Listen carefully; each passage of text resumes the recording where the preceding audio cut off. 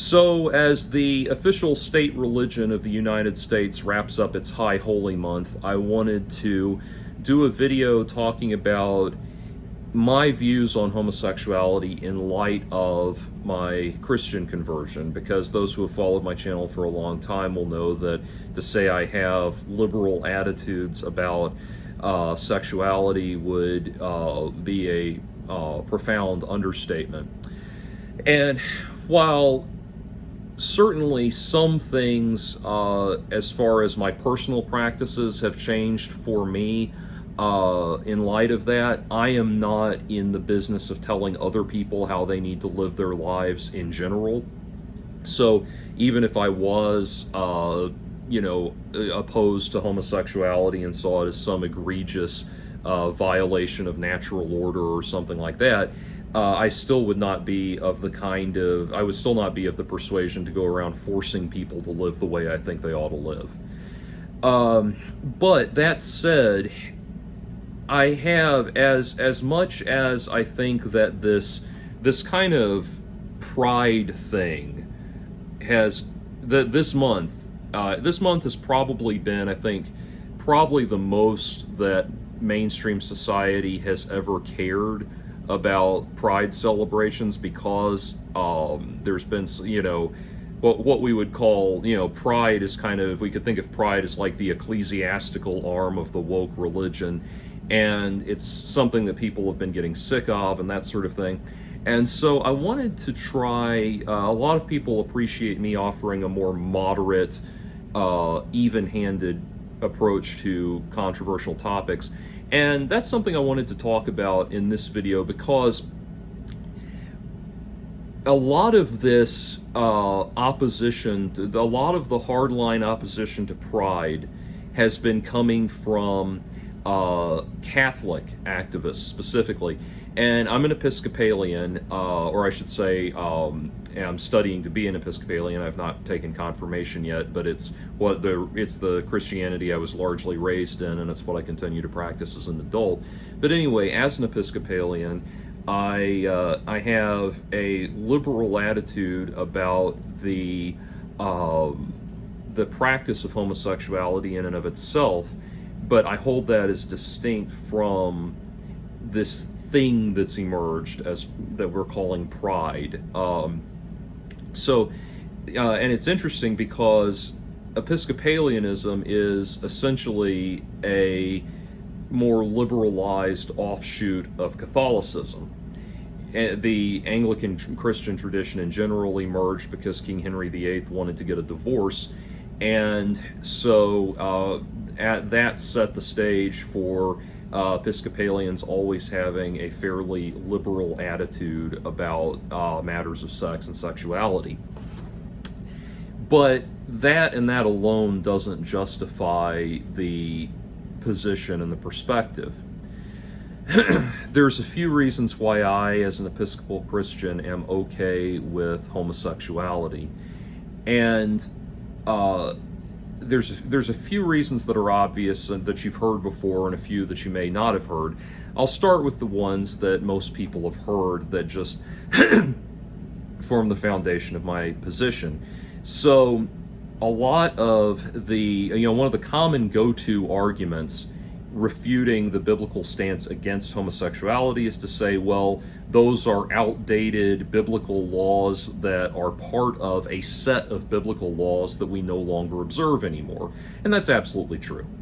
All of the people who rail against, and I say all without exception, all of the people who rail against homosexuality on the basis of what it says in Leviticus and other parts of the Old Testament regularly violate other laws from those same books. I promise you, not one of the, if there are, for example, women who are railing against homosexuality, I promise not one of them is taken by her husband to a rabbi to verify that her period has stopped each month. There are all sorts of things that we don't, in the Bible, that we don't observe anymore. Most Christians, most professing Christians, would have no problem with eating shellfish You know why? Because in the Bible we understand that the reason they told people not to eat shellfish is because you are talking about a nomadic people with no access to quality medical care, nor was there any kind of quality medical care at the time, nor was there even an understanding of what something like a shellfish allergy was. Now we know who does and does not have a shellfish allergy, and the people that do have a reaction to shellfish can go get an EpiPen at the hospital, and that's that. So there are all kinds of things in the Bible that we don't that we do regularly. What I love, as much as I have to say I respect his resolve. Matt Walsh. As much as I respect his resolve to stand behind his beliefs and just stare with steely-eyed resistance at people who he disagrees with. Whatever your perspective on him, you have to give him that credit. He is willing to stare that shit down with just absolute gunmetal, steel-eyed clarity. I disagree with him on a number of things, but like I said, I respect his resolve and his willingness to stay true to his beliefs. But that said, he has a tattoo of the Chi-Rho on his arm, even though the Bible expressly forbids tattooing. And there's an exchange he has with Michael Knowles where he is confronted on that, and he mumbles something about, oh yeah, well that's just that was obviously referring to a pagan practice and not actual tattooing. And that's the thing. Realistically, even the most committed and ardent of Christians find ways to write off things in the Old Testament that they don't feel like observing. So that is true, and that is certainly a valid argument against the enforcement of Old Testament law against the practice of homosexuality, especially when there are religious conservatives out there trying to use that same Old Testament law as the basis for modern-day secular laws. And the Catholic thing and the Catholic thing and the activism of the Daily Wire is unsurprising, the emergence of Catholic anti-gay advocacy, and in conjunction with the Daily Wire is certainly understandable. As others have pointed out, the Daily Wire, or the cast of the Daily Wire, is basically 30 Catholic homeschool kids and their Hasidic leader.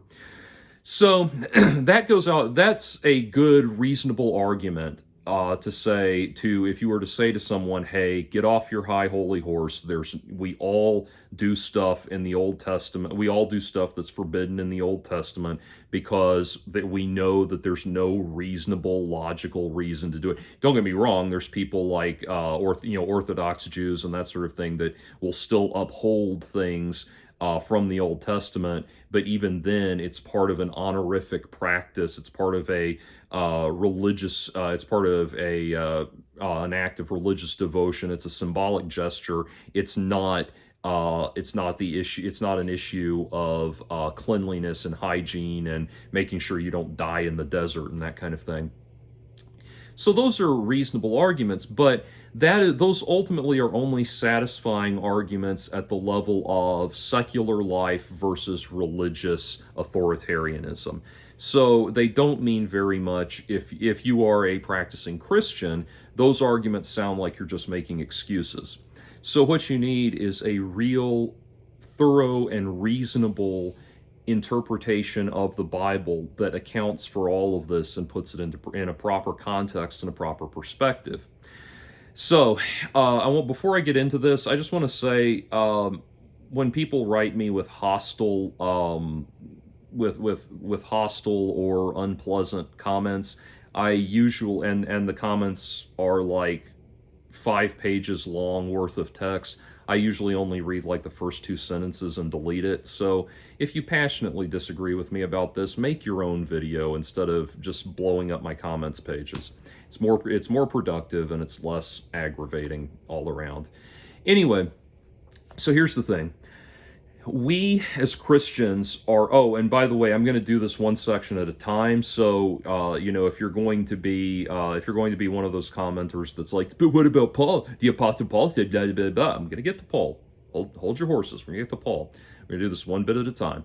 Anyway, so the covenant of the Old Testament was fulfilled in Jesus Christ. We as Christians are not called to live by Old Testament law. Christ died for the sins of the world. He completed the covenant of he completed God. Or if you believe that Christ is the Messiah, then by default you believe that he died to fulfill the covenant of. I shouldn't say it like that, by the way, because I don't like it when people say if you're a this, then that means you think that. I shouldn't put it in that context. I know that's presumptuous of me, but as a Christian, I believe that Christ died to fulfill, Christ died for the sins of humanity, meaning that he fulfilled God's covenant with the nation of Israel.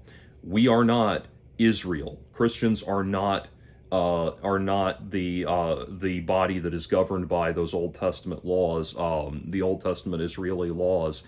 That is in the past. The purpose of having the Old Testament published in conjunction with the New Testament is that it provides an important historical context for the New Testament, and it provides important devotional writings poetic writings, and philosophical writings in the form of the Psalms, in the form of the Proverbs, and has important allegories and things like the stories like Jonah and the whale,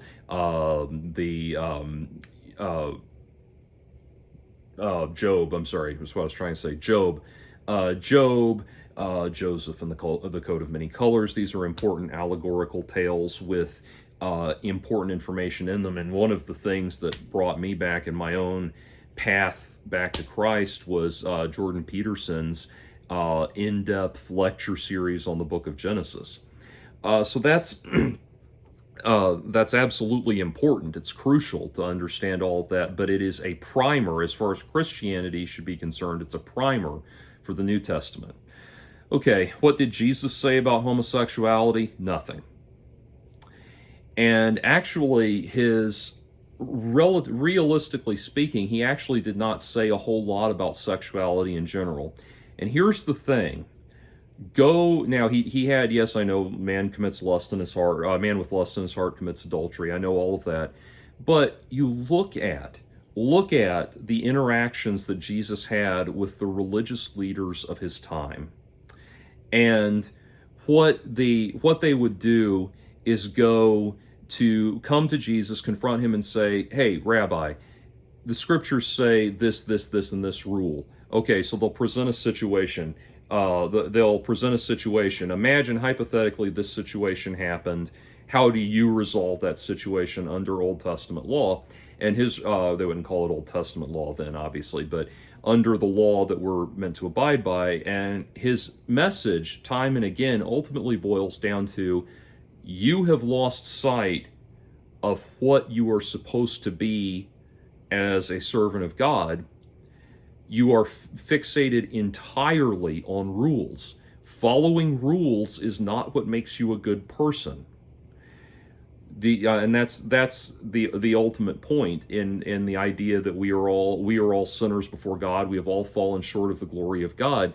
There are people, the Pharisees, who think that if you follow the rules perfectly, you are by default a good person, and you have acceptance and glory with God. And that is poisonous and toxic thinking. And that's what, over and over again, what Jesus is trying to move people away from. The ultimate example of that being, let he who is without sin cast the first stone. Under Hebrew law, strict Hebrew law, the woman in question was supposed to be stoned to death. And they're coming to Jesus and trying to get him to say, "Hey, stone her to death." And instead he says, "Let he who is without sin cast the first stone." He's trying to get us to realize that this masochistic, sadistic, barbaric culture of laws and rules that we live by is actually inhibiting our ability to love. That the actual basis for our morality should be our love and our will of the good of the other. That this within us, this aspect of godliness within us, is what we need to cultivate, and who we need to love, and how we need to comport ourselves and carry ourselves is based off of love, and the love that we need to extend to others, the love we need to expect for ourselves. Love that love thy neighbor as you love yourself. It's a balance, but we need to learn to structure our morality around that, rather than thinking that following strict laws makes you a good person. Because if you're going off of the morality, the perfect example of this, if you're familiar with the story of Les Miserables, of either the musical or the book, you have this ongoing battle between Jean Valjean, who is the fugitive from justice that skipped out. He's a fugitive from justice that skipped out on his parole, changed his name, made a business for himself using ill-gotten means, and yet somehow he emerges from all of that as the kindest, most compassionate, most loving person in the story, versus Javert, the prison official who is out to get, or the police official who is out to track down Jean Valjean. Javert follows the law perfectly, without exception. He is a perfect adherent to the law, and he knows on paper he is a better person than Jean Valjean. He's never stolen anything. He's never stolen anything. He's never run afoul of the police. He's never falsified his identity. He's never done any of these things. And yet, paradoxically, he emerges as the worst person, the most morally vile, evil, reprehensible person in the story. And that's what we're supposed to realize in the morality of Christ, and Christ confronting the Pharisees. That the people, if you are, as Christ put it, they honor me with their lips, but their hearts are far from me. They worship me in vain. Their teachings are but rules taught by men. If all you are is rules, and you're using the Bible as a rule book, as a set of rules, then you are going to, you're using the Bible as a set of rules, you're going to miss the point. It is essentially as if Christ died for nothing. And by the way, not to spoil Les Miserables if you don't know the story already, but what ultimately happens to Javert? He ends up committing suicide. And why does he end up committing suicide? He commits suicide because he cannot possibly fathom the fact that he realizes that he has emerged as the villain in this story despite following the law perfectly. And I almost said Hugh Jackman, Jean Valjean has emerged as the hero of the story despite throwing the law to the wind. And this is a fundamental thing that Christ is trying to get us to understand. Now, are there a new set of rules that Christ wants us to live by? Yes, but they're a set of rules from the heart. We are to proceed forth in love. And if our morality is, if the observance of our moral code is causing pain to other people, is hurting other people, is causing us to become the villain in the story, is turning us into the Pharisees, then we are to re-examine that code. We are to re-examine what we actually need to do to live in line with Christ. He uses a wonderful metaphor, which is, imagine there is a king who forgives a man, a man who is in debt to him, a man who is guilty of something, who has wronged the king. The king forgives the man and says, "Go and pay it forward. Your debt is forgiven. Your debt is forgiven. I'm not going to try to track it down anymore. It's forgiven. Just pay it forward." And that man goes out into the world and sees that man, sees another man who is in debt to him, and he goes and beats the man up and says, "Where's my money?" Well, think about how angry the king would now be about hearing that, saying, "I forgave your debts. Why are you not forgiving other people's debts in that spirit?" And that's the morality of God. Forgive us our trespasses as we forgive those who trespass against us. That's the morality of God. And that's what's lost in the morality of people like, the Michael Knowleses of the world and that kind of thing, the people who have convinced themselves that being on Team Christian gives them some kind of license to be smug assholes and condescend to other people. So that's Christ, that's Jesus. And Jesus had very little to say about marriage, about sexuality, about all of that, because remember at the time, what he was confronting was a set of strict laws that he was trying to say the laws are what's doing you in. Proceed from your heart.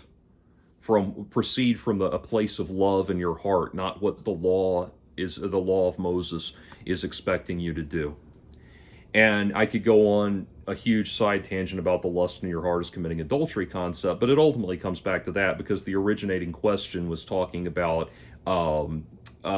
marriage and marital law under the marital law and divorce under the law of Moses was what prompted him to say that.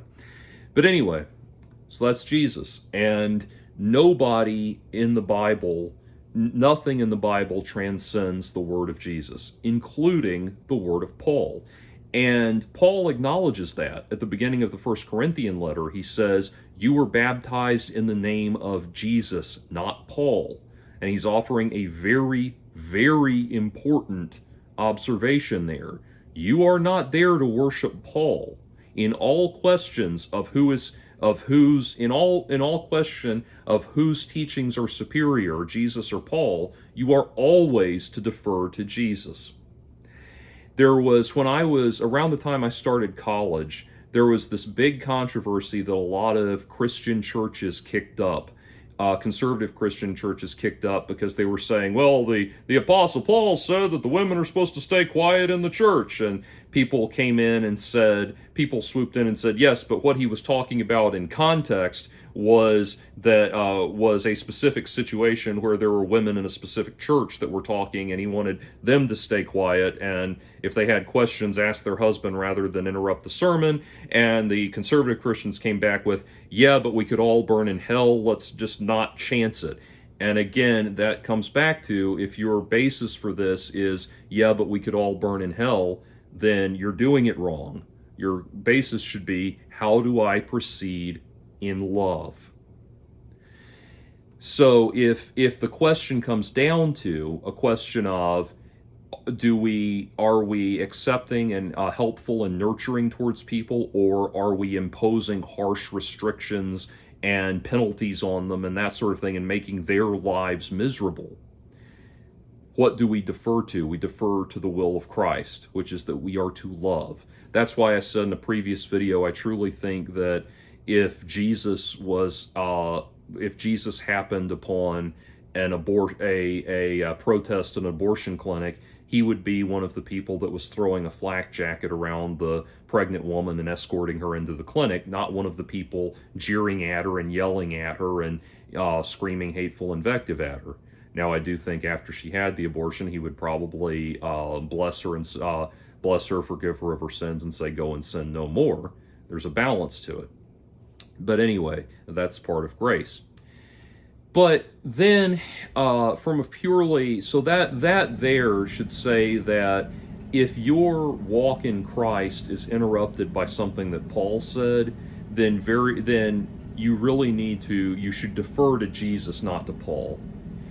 And again, and also especially because Jesus was speaking to the entirety of humanity. Paul was writing specific letters to specific churches, trying to help them set up Christian churches.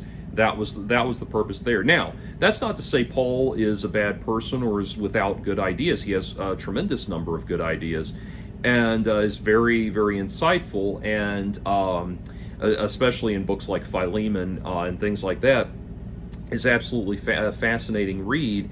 And he's essentially relevant in the Bible as kind of like the first Christian apologetics writer, if you will, in a way. So, that said, Paul very directly states, now this brings it back to the issue of translations and things like that. Paul very directly states that it would seem that he very directly states that homosexuality is verboten, right? Not exactly. The word homosexual did not exist when Paul was writing. When he was writing, the term homosexual was interpolated into later translations as conservative Christian groups about 100 to 150 years ago started trying to build a case, a biblical case against homosexuality. So, what did Paul actually say? Well, in the original Greek of his writing translates not to homosexuals, but to abusers of men. And this is a very important point. I saw this in a documentary long before wokeism was a thing.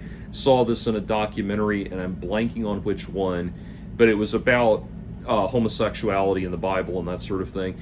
And it had a point that most likely, historically, what Paul was referring to at the time, you have to remember, everything Paul was writing was written in light of the Roman Empire's abuses of Christians. It was illegal to be a Christian. He was writing these texts to condemn the enemies of the early Christian church, the Roman Empire. And if you look at the context in which he mentions homosexuality, he mentions it in the same breath as all of these other things that are obviously human rights violations. And so it's kind of odd, if you think about it, that he lists all of these things all of these evil practices, behaviors, warmongering, and that sort of thing, and then puts homosexuality in the same context as that. Well, that's because, again, what he's originally translating is his original words translate as abusers of men. So, referring to that documentary, what that, in a historical context, what that most likely referred to was that Roman soldiers had a practice of raping the men in the armies that they conquered, which obviously, should be obviously a totally inhumane, totally horrible practice that should not go on. And so that's most likely what Paul was referring to when he said abusers of men. And so all of that considered, we have to come full circle and ask ourselves a question, a reasonable question. Would a God of love want a person? We know now that homosexuality is naturally occurring. We understand that now. Homosexuality occurs naturally. It is not as was perceived in Old Testament times, some kind of decadent perversion, some kind of decadent throwing off of rightly behavior, something that people were doing wrong because they knew it was wrong and they were getting off on being in the wrong of rebelling. It's not in that context. We know that people can feel really and truly homosexual. They can really and truly feel love for one another as homosexuals. And so, knowing in that reality, we have to stop ourselves and think, okay, knowing that there are people who are gay, and that homosexuality is a fixed concept, a fixed and immutable concept. You can do things like the Catholic Church does, where they advise people to remain either to try some kind of conversion therapy or to just remain abstinent. There's this show that I keep getting recommended because I watch the Daily Wire. So you watch the Daily Wire and you get inundated with Catholic everything on top of that. There's a podcast called Pints with Aquinas, and there's one episode of it recently I got recommended. There's a woman, really beautiful woman, I want to say something Weber, I think was her name, like Kim Weber or something, really beautiful woman, and she's gay, she's a lesbian, and she's also a Catholic evangelist, and she was talking on the Pints with Aquinas podcast about how she's realized that she tried to have it both ways. She tried to have abstinent lesbian relationships, like a glorified roommate situation, basically. And she said ultimately she found that spiritually unfulfilling. And so she's determined that what God wants her to do, God has given her this cross to bear. It is not for her to question why. He's given her this cross to bear, and she is to remain alone because she is gay. She tried to be married to a man. It was a cataclysmic failure. She couldn't do that, but she also can't. She also can't abandon the reality, or she can't. She feels that she can't be a practicing homosexual, so she's realized that God wants her to be abstinent and wants her to give up her sexuality as a sacrifice unto the Lord. And it's painful and excruciating, but it's so wonderful and fulfilling that she gets to do this for the Lord, give this thing to the Lord so often. And when I'm hearing this, I'm thinking, who are you trying to convince, me or you? I'm not buying it. Sorry.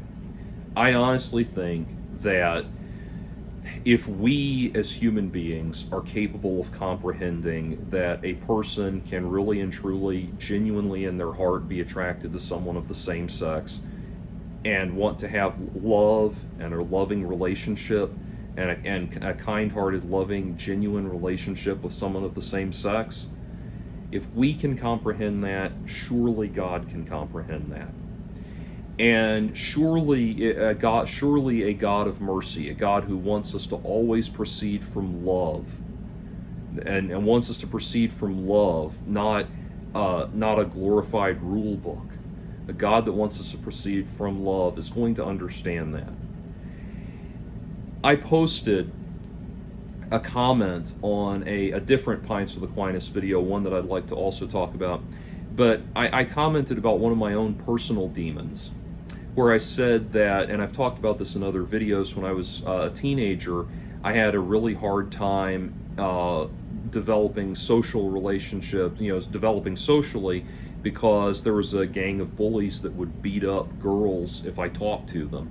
And I just opened up in the comments and I said, I feel like this was, in a way, this was God telling me that I'm not supposed to be with women. I'm not supposed to interact with them. There's something wrong with me, and that it's wrong for women to want to be with me, and I should remain single.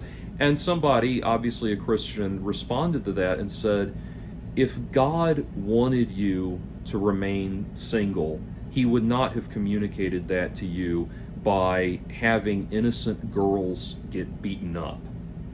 And that's absolutely right. A God of love is not going to a God of love is not some kind of manipulative sadist that's going to inflict horrible things on you for your own good. A God of love is going to be with you through the difficulties of this life, in this fallen, imperfect world, this existence that falls short of the glory of God, will be with you through all of that. And usher, blessed is he who shepherds the weak through the valley of darkness. That's God. I cannot believe in a kind, merciful, loving God that would randomly and for some inexplicable reason place somebody in a state in which they cannot have a loving relationship. We have crosses to bear in this life. Disease, deformity, horrible financial losses, interactions with horrible people that ruin us and tear us down, and all of these things, and destroy our lives. We have crosses we have to bear. But those crosses are the outgrowth of a fallen world. They are the outgrowth of a world that is given to calamity, that is always going to fall short of the glory of God. It cannot be, if homosexuality is something innate within us, it cannot be that within some people, it cannot be that God would put that there for the sake of torturing that person, for the sake of teaching them a lesson of some kind that they were born needing to know, irrespective of the circumstances of their life. Something like that. Now, that said, I cannot know the mind of God. and I cannot rule definitively on the mind of God. Everything I'm describing here is only my perspective and my understanding. So within that, because of that, I realize that there may be gay people out there who really and truly need a loving relationship. And let's think about two different homosexual practices, if you will.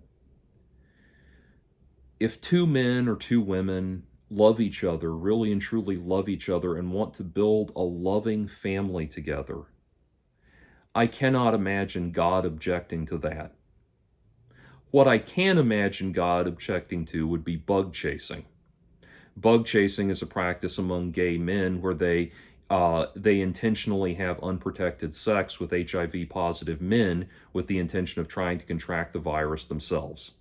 That is horribly self-destructive behavior. It is dangerous behavior, and it is irresponsible behavior that is putting untold multitudes of people at risk intentionally because of your own selfish disregard for the good, not only the good of other people, but the good of yourself. That I would consider to be sinful. But that sin is not born out specifically out of homosexuality. It's born out of irresponsible, narcissistic, awful behavior. And I think in that context, we can start to see the difference. Now, that said, there are a number of churches within the Anglican tradition, be it the Episcopal Church, the Lutheran Church, the Church of England. There are churches within these traditions that I normally ascribe to that, quite frankly, go off the rails on a crazy train.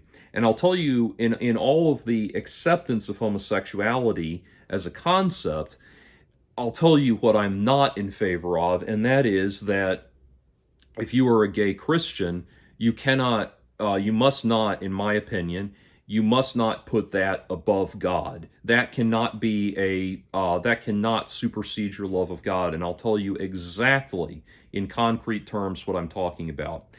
The priest at my church did a sermon during Lent that was very interesting. He said in the sermon, you worship that which you allow to change you. You know, the reason we give something up for Lent is because we're allowing God to change us. It's an acknowledgement that God is working within us, changing who we are. We worship God, and you worship that which you allow to change you. So, one of the things that I love about Episcopalianism is that it carries with it all of the ritual and all of the pageantry and all of the symbolism of the Catholic Church. You know, that's why in our liturgy we even say we believe in one holy Catholic and Apostolic Church. And so I'll tell you what the confluence of homosexuality and Christianity I don't agree with. What I don't agree with is when I see priests of a church getting up there with a stole and vestments that have pride flags on them, when they are modifying the liturgical worship process with pride regalia, with rainbow flags and other symbols of the secular religion that is pride, distinct from homosexuality, with all of its agendas, all of its goals, all of its intentions, all of that. The politics of the world are at best a very, very, very, very, very distant second to the glory of God. I will not attend Mass anywhere that is festooned with pink, purple triangles and rainbow flags, and certainly not with the new triangle, circle, whatever thing, this ridiculous thing it's become.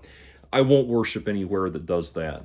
But that is because I see those institutions as putting the secular agenda of wokeism ahead of the worship of God. if you look at, like, I love the thing in Jesus Christ Superstar where the people are following Jesus around saying, "When do we ride into Jerusalem? When do we ride into Jerusalem?" And it's kind of like, Jesus's message is like, hey, the political stuff, render unto Caesar what is Caesar's and unto God what is God's. That's a very, very powerful argument in favor of the separation of church and state.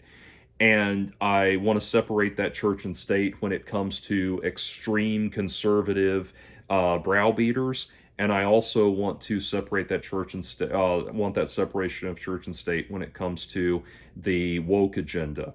So yeah, I absolutely do not ever want to see pride flags and pink triangles and all of that. But that is not an anti-gay thing. That is, do not put that agenda or any agenda ahead of God. It's just like I would not want to worship at a church where the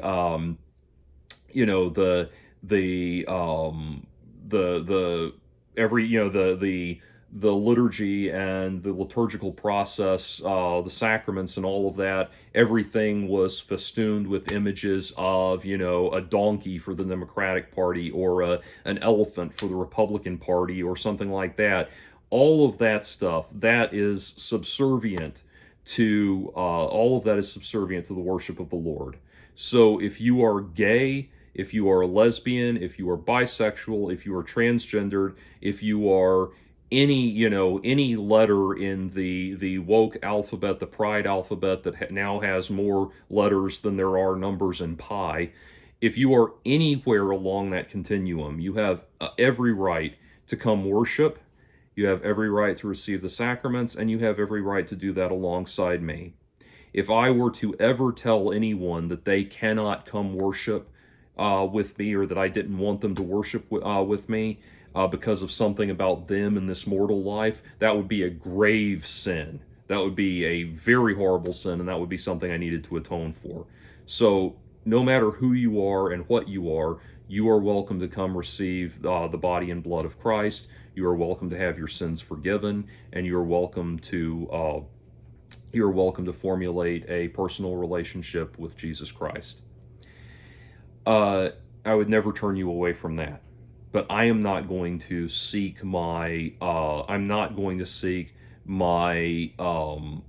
spirituality and my spiritual guidance from some jackass in a rainbow stole, like the guy on the I can't think of his name, but the guy that makes all the TikTok videos and everything, the super woke pastor that talks about how, did you know that God was Jesus was actually transgender. He was actually non-binary, and God actually wants you to be a God too. You are a God.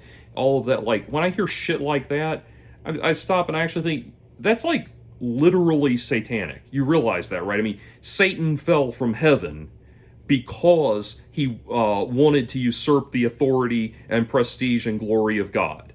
He could not accept his place subservient to God. That's literally how he fell from heaven. How dare you say that in the name of the Lord? And that's the thing. You can be a progressive Christian and be accepting of all types of people and stand up against injustice without going off the rails on a crazy train, without becoming one of these asinine, ridiculous, woke pastors that ruins it for everyone and everybody. If you're going to do that, at least be a Unitarian. Anyway, so hopefully that provides some perspective on the whole thing. At least my perspective on it.